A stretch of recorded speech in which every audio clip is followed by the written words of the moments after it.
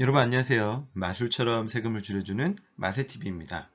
지난주 가장 뜨거웠던 이슈는 바로 상생 임대인 제도인데요.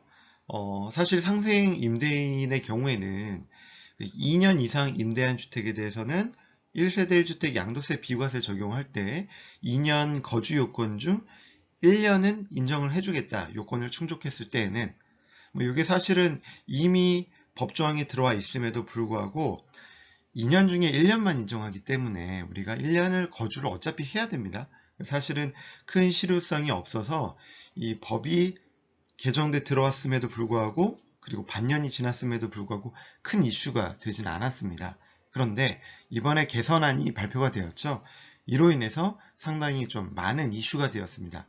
오늘은 이 주제에 대해서 간략하게 그리고 사례를 들어서 좀 최대한 쉽게 설명을 좀 해드리려고 하고요. 제가 봤을 땐 이것만 기억하시면 돼요. 2022년 12월 31일 요 날짜 하나만 기억하시면 여러분들이 사례에 적용하는데 큰 무리가 없을 것으로 보여집니다. 자, 시작해 볼까요?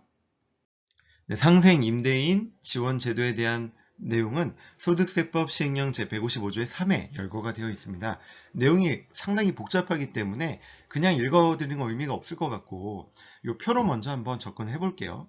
상생 임대인의 개념은 전과 동일하다. 이렇게 기억을 하시고요. 두 번째, 상생 임대주택의 인정 요건이 상당히 완화가 되었다. 어떻게? 임대 개시 시점에 1세대 1주택자이면서 임대 개시 시점에 기준시가 9억 원 이하의 주택만 인정을 해줬었는데 이 두 가지 요건이 폐지되었다. 그래서 고가주택도 혜택을 받을 수 있고 임대 개시 시점에 다주택자여도 향후 1주택 전환 계획이 있는 임대인은 적용받을 수 있다. 이렇게 기억하시면 되고요. 이러한 요건을 갖추었을 때 혜택이 비과세 요건 중 거주 요건 중 1년을 인정해 주었던 부분이 2년 모두 거주한 것으로 인정해 주겠다. 그리고 장기보유 특별공제도 1세대 1주택 장기보유 특별공제 적용을 위한 2년 거주 요건도 인정을 해주겠다라는 거죠. 그러니까 고가주택의 경우에는 결국 장기보유 특별공제가 들어가는데 이 부분에 대해 최소 2년 거주한 것으로 인정을 해주겠다라고 이해를 하시면 될 것 같습니다. 그리고 적용 기한도 22년 말, 올해 말까지 그 임대차 계약을 한 것만 인정해 주겠다였는데 2년 연장해서 24년 12월 31일까지 임대차 계약, 상생 임대인에 따른 임대차 계약을 체결한 것까지 인정을 해주겠다. 라고 기억을 해주시면 됩니다. 자, 앞에 표를 다시 한번 말로 풀어서 이야기를 해보면 비교해서 자, 첫 번째, 두 번째 요건 삭제입니다. 뭐였죠? 임대 개시일 당시 1주택을 소유한 1세대 요건 삭제, 즉 임대차 계약 당시 다주택자도 적용이 된다. 두 번째, 임대 개시일 당시 기준시가 9억 원 이하 요건 삭제. 세 번째, 직전 임대차 계약 대비 임대보증금 또는 임대료의 증가율이 5%를 초과하지 않는 상생 임대차 계약을 체결하고 또 이 임대차 계약을 작년 12월 20일부터 22년이 아니라 24년 12월 31일까지 기간 중에 체결하고 2년 이상 임대한 주택이어야 하며 직전 임대차 계약이 존재하면서 그 임대차 계약에 따라 임대한 기간이 최소 1년 6개월 이상인 주택의 경우에는 뭘 해주겠다? 2년을 거주한 것으로 보아 12억 비과세를 적용해 주겠다. 좀 어렵죠? 쉽게 얘기하면 이런 거. 내가 집을 샀어요. 근데 사고 나서 최초 임대차 계약을 해요. 그리고 이 사람하고 1년 6개월 이상 임대차 계약이 진행이 돼야 되는 거고, 즉 1년 6개월 이상 전에 내 집에 살겠다고 계약했던 임차인이 존재해야 돼요. 내가 먼저 구입한 집에. 그리고 재계약을 하는 시점이 21년 12월 20일부터 24년 12월 31일까지 재계약을 하면서 5% 이내로 올리고 그 재계약한 임대차 계약이 2년이 지나서 팔면 굳이 2년 거주 안 해도 12억 비과세를 적용해 주겠다라는 내용입니다. 사실 이 제도가 상당히 복잡해진 이유는 상생 임대인의 좀 모호한 개념 때문에 그래요. 특히 이제 주택 매수 신규로 체결한 임대차 계약 및 주택 매수 시 승계받은 임대차 계약은 제외한다는 말 때문에 상당히 좀 혼란이 왔어요. 왜냐하면 이제 갭 투자죠. 전세를 끼고 매수한 경우에는 그러면 아예 안 되냐? 그리고 분양권으로 취득해서 직전 계약이 존재하지 않는데 그럼 이런 경우는 어떻게 해석할 거냐? 라는 부분인데요. 이걸 조금 사례로 접근을 좀 해보겠습니다. 자, 첫 번째, 분양권으로 취득한 아파트의 경우에는 어떻게 해야 되냐면, 내가 분양권으로 신규 취득한 아파트에 내가 안 들어가고 세입자를 구해서 전세 계약을 해요. 그러면 최초 임대차 계약을 하겠죠. 근데 이 계약하는 시점이 2022년 12월까지만 되면 상생 임대주택에 따른 특례 규정을 적용받을 수 있게 됩니다. 왜? 내가 분양권으로 취득한 아파트가 과거에 이제 분양권 당첨이 됐겠죠. 예를 들어 22년 10월에 완공이 됐어요. 그러면 요 시점에 최초 임대차 계약을 하겠죠.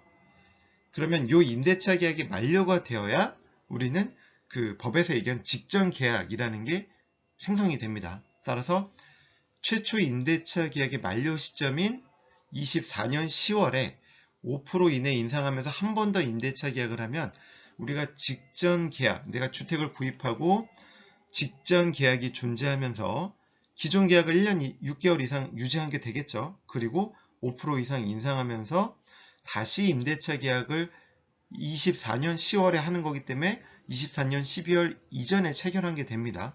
그리고 2년 임대차 계약에 따른 임대를 하고 나서 매도할 때는 2년 거주한 것으로 봐주겠다라는 거죠. 그러면 분양권으로 취득한 아파트가 내년 1월에 완공되면 어떻게 되죠? 그러면 이제 최초 임대차 계약을 해서 직전 임대차 계약이 존재하는 시점이, 그러니까 재계약하는 시점이 어떻게 되죠? 23년 1월부터 25년 1월에 재계약하기 때문에 직전 임대차 계약이 존재하는 시점이 25년 1월이 돼요. 그러면 우리가 이 상생 임대인 제도를 지원받기 위해서 임대차 계약해야 되는 시점이 24년 12월까지입니다. 그래서 요거는 적용이 안 된다. 뒤에 예로 다시 한번 말씀을 드릴게요. 좀 어렵죠? 자, 두 번째. 그래서 제가 말씀드리는 게 분양권으로 취득했다. 그러면 내가 그냥 바로 안 들어가고 임차인을 구할 때는 최초 임대차 계약을 올해 말까지만 하면 적용받을 수 있다. 요것만 기억하시면 되고요. 두 번째, 내가 갭 투자로 주택을 취득했다. 아파트를 취득했다라고 하면 내가 취득하고 최초 임대차 계약을 22년 12월까지만 하면 적용받을 수 있다. 요것만 기억을 해주시면 돼요. 그리고 여기서 또 하나 중요한 거는 임차인이 중요한 게 아니라 우리가 직전 계약 또는 최초 계약이라고 하는 것과 그 다음 재계약, 이번 계약이라고 하는 계약 모두 임대인이 같아야 된다. 임차인은 달라도 되지만 임대인은 동일해야 된다라는 것만 기억을 해주세요. 자, 이제 사례로 다시 접근해 보도록 하겠습니다. 자, 사례로 한번 말씀을 드릴게요. 자, 이 사례는 최한규 세무사님이 블로그에 좀 올려놨던 건데 보기 쉽게 되어 있어서 좀 가져와 봤습니다. 자, 분양권부터 살펴보면 분양권으로 취득한 아파트가 올해 7월에 완공돼서 7월에 임대차 계약을 했어요. 그러면 최초 임대차 계약은 22년 7월부터 24년 7월까지겠죠. 이때는 분양권을 취득해서 완공된 아파트의 최초 임대차 계약을 체결한 거기 때문에 해당 요 임대차 계약은 직전 계약이 없죠. 최초니까. 그러니까 요건 적용을 못 받아요. 그런데 이걸 다시 다음 임대차를 한다. 뭐 임차인은 바뀌어도 상관없습니다. 그래서 24년 7월부터 26년 7월까지 한다라면 이때는 직전 계약이 존재하죠.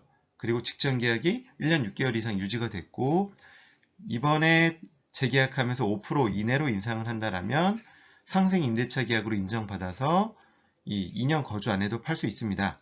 왜? 2024년 12월 31일 이전인 24년 7월에 상생 임대차 계약을 체결했기 때문이죠. 그런데 만약에 분양권으로 취득한 아파트가 내년에 완공이 돼요. 그래서 사례처럼 23년 7월에 완공되어서 7월에 임대차 계약을 하면 어떻게 되죠? 최초 임대차 계약이 23년 7월부터 25년 7월까지입니다. 그러면 얘는 직전 계약이 없기 때문에 적용 못 받는 거고 다음 재계약하는 임대차 계약은 25년 7월부터 27년 7월까지죠. 그런데 이건 어떻게 되죠? 이 상생 임대차 계약에 해당되는 게 24년 12월 31일 이후에 체결되기 때문에 특례를 적용받을 수 없겠죠. 자, 이번엔 갭투자로 구입한 주택에 대한 예입니다. 이 주택, 임차인이 있는 주택을 21년 9월에 취득을 합니다. 자, 그러면 승계한, 이미 있는 기존에 승계한 임대차 계약의 종료일이 22년 1월이라고 가정한다면 어떻게 되죠? 얘는 기존 집주인과 20년 1월부터 22년 1월까지 체결을 했었겠죠. 그리고 내가 취득하고 나서 최초로 임대차 계약은 언제부터? 22년 1월부터 24년 1월까지가 됩니다. 자, 승계한 임대차 계약은 직전 계약이 아니다라고 말씀을 드렸어요. 아니기 때문에 상생 임대차 계약이 안 되고, 내가 최초로 임대차 계약을 한 다음 임대차 계약분인 2024년 1월에 체결한 거, 체결해서 2년 뒤인 2026년 1월까지 체결한 계약의 경우에는 직전 계약이 있기 때문에 5% 이내 인상만 하면 상생 임대인 지원제도 적용에 따라 2년 거주하지 않아도 된다. 왜냐? 상생 임대차 계약이 24년 12월 31일까지거든요. 왜 이렇게 자꾸 이야기를 하냐면 법에 보면 이렇게 돼 있어요. 그러니까 주택을 취득한 후 임차인과 체결한 해당 주택에 대한 직전 임대차 계약이라고 나오거든요. 그러니까 기존 임차인의 승계 임차 계약은 인정해 주는 게 아니라 내가 취득하고 언제 취득했는지가 중요한 게 아니라 내가 취득하고 최초로 임대차 계약을 하고 2년이 지나야 상생 임대차 계약을 할 수 있는 요건이 됩니다. 왜? 직전 계약이 존재하기 때문에. 자, 그 다음 사례 볼게요. 내가 21년 9월에 취득을 했는데 승계한 임대차 계약 종료일이 23년 8월이라고 가정하면 직전 집주인과의 임대차 계약은 21년 8월부터 23년 8월까지일 거예요. 그러면 내가 취득하고 최초로 임대차 계약은 23년 8월부터 25년 8월까지죠. 근데 얘는 상생 임대차 계약이 되질 않아요. 왜? 승계한 임대차 계약은 직전 계약이 아니라고 말씀을 드렸죠. 아니기 때문에 상생 임대차 계약이라고 할 수 없습니다. 그러면 우리가 상생 임대차 계약이라고 할 수 있는 건 내가 취득 후 최초 임대차 계약이 끝난 25년 8월부터 2년 뒤인 27년 8월까지입니다. 그런데 25년 8월에 체결한 임대차 계약은 24년 12월 30일 이후 임대차 계약이기 때문에 상생 임대차 특례 적용이 불가합니다. 자, 이 두 개의 사례를 보시면 좀 이해가 쉽지 않을까 생각이 되네요. 자, 마지막으로 하나만 더 말씀을 드릴게요. 자, 일시적 2주택 등 1세대 1주택으로 보는 특례 규정을 적용받는 주택을 양도할 때 그 양도하는 주택이 상생 임대주택의 요건을 갖추었을 때 과연 얘도 2년 거주한 것으로 볼 것이냐인데 얘도 동일하게 거주한 것으로 봐서 면제를 해줍니다. 자, 법문구를 보면 155조의 3에 보면 국내 1주택을 소유한 1세대가 자, 다음 각호의 요건을 모두 갖춘 주택을 양도하는 경우에는 자, 현재는 1년간 실제 거주한 것으로 보지만 이게 이번에 개정이 되죠. 2년 거주한 것으로 본다 라고 하면서 국내 1주택이라고 하고 위에 괄호 열고 제 155조, 155조의 2, 156조의 2, 156조의 3이라고 되어 있는데 이게 뭐냐면 155조가 일시적 2주택 비과세, 동거봉양, 혼인합가에 따른 특례 규정을 적용해 줄 때를 이야기하고요. 155조의 2는 장기 저당 담보주택에 따른 1세대 1주택 특례, 156조의 2와 3은 자, 1주택과 조합원 입주권을 갖고 있을 때 특례 규정 또는 1주택과 분양권을 소유하고 있을 때 특례 규정입니다. 이런 모든 경우에도 상생 임대주택 요건을 갖추면 굳이 2년 거주 안 해도 비과세를 해주겠다. 이렇게 이해를 하시면 될 것 같습니다. 조금 어려우시면 제가 블로그 주소도 같이 표시를 설명란에 해놨으니까 그 블로그 내용을 좀 보시면서 천천히 한 번 더 생각을 해보시면 좀 더 이해가 쉽지 않을까 싶습니다. 도움이 되셨다면 구독, 좋아요 눌러주세요. 지금까지 마술처럼 세금을 줄여주는 마세TV였습니다. 감사합니다.